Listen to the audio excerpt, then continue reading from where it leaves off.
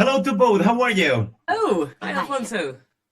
As you know, have been following the show from the beginning, and I have been mesmerized by what we have seen with your character, Rosamund.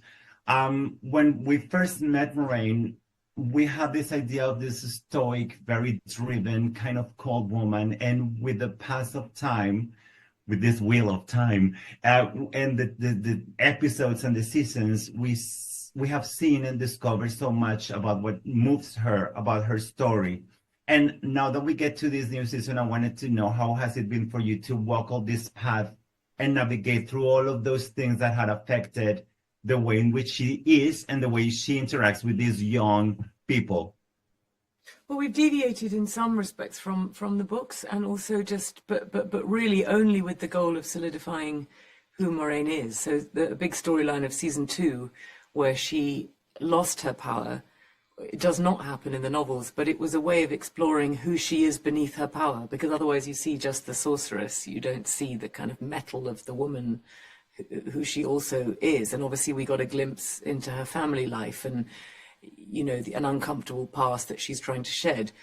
We've really striven to make the show better season after season, and I think we accomplished that. I think season 2 was a massive leap forward, and season 3 is kind of, it's where I always dreamt the show would be from the get-go. It's ambitious and brave and emotionally connected, and you know, the characters are deeper, and also we've encouraged and welcomed a whole host of brilliant new actors into season 3, because the parts are kind of devious, exciting, manipulative, cool characters that attract actors. And audiences too, we love it. Thanks. Sophie, it was very painful at that very intense last episode of the season finale. The level of betrayal that Mother faced, it was very painful because it was betrayal, but it was a very high level. It was not, it was bigger than we all expected. Her heart was wounded in a very intense way. How was it for you? And how is it for you to see somebody with that power threatened?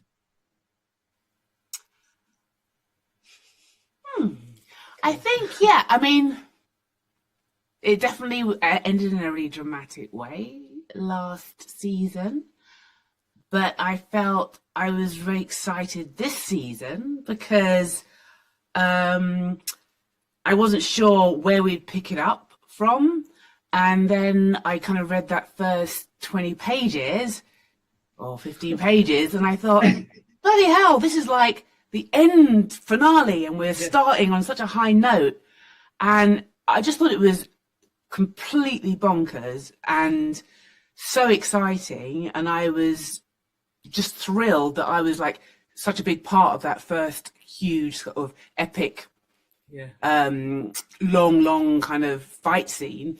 And I also really nervous because all the others have been doing all of that, and I haven't really done much of that sort of stuff. And I was just thinking, oh, I know how to do the acting stuff, but how am I going to look like I'm really doing all this stuff? We had Kieran, who's just absolutely brilliant at all these kind of set pieces.